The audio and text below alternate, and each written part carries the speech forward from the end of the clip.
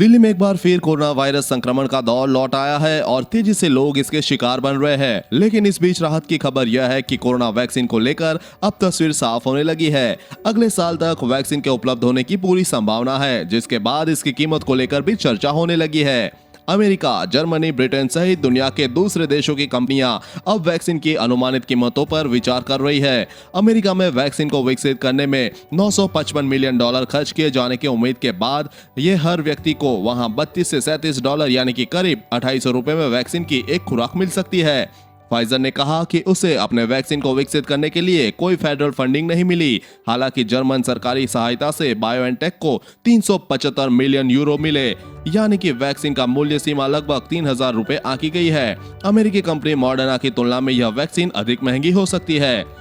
Pfizer ने America के साथ लगभग $2 मिलियन की आपूर्ति का समझौता किया है। यूएस ने मॉडर्ना के वैक्सीन की खरीद के लिए $1.53 बिलियन तक का भुगतान करने पर सहमति व्यक्त की है। वही स्पुतनिक वी कंपनी की तरफ से वैक्सीन की कीमत पर अभी कोई संकेत नहीं दिया गया है। उन्होंने अभी कोई मूल्य तय नहीं किया है।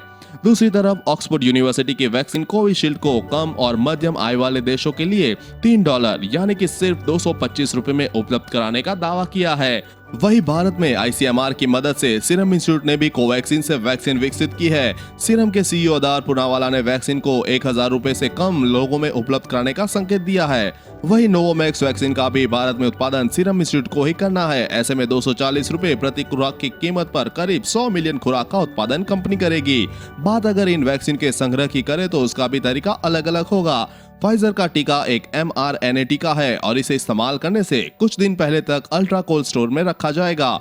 वही फाइजर बायोएनटेक वैक्सीन को अल्ट्रा कोल्ड चेन फ्रीजर -70 और -80 के बीच रखा जाना है।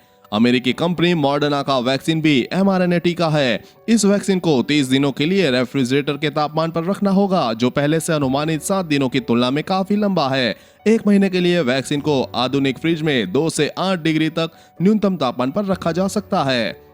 स्पुतनिक वी एक एडेनोवायरल वैक्सीन है। इसके लिए बहुत ठंडे तापमान के भंडारण की आवश्यकता नहीं होती है। रूस का स्पुतनिक वी टीका को अधिकतम 18 डिग्री सेल्सियस तापमान पर रखा जा सकता है। एस्ट्राजेनेका ऑक्सफोर्ड का CHAdOx1 वैक्सीन AZD1222 और कोविशील्ड, जो कि सीरम इंस्टीट्यूट द्वारा भारत में निर्मित किया जाएगा, 2 से 8 डिग्री सेल्सियस पर भंडारित किया जाएगा। वैक्सीन एक सामान्य कोल्ड एडेनोवायरस के कमजोर संस्करण से बनी है। अब सवाल उठता है कि आखिर कोरोना वैक्सीन लोगों को कैसे दिया जाएगा, तो इसका जवाब यह है कि तमाम दूसरे वैक्सीन की तरह इसे भी इंजेक्शन के द्वारा ही मानव शरीर में पहुंचाया जाएगा। फाइजर, मॉडर्ना, स्पुतनिक और ऑक्सफोर्ड के टीके तरल आधारित है। इन्हें इंजेक्शन के जरिए बीमार शख्स को दिया जाएगा।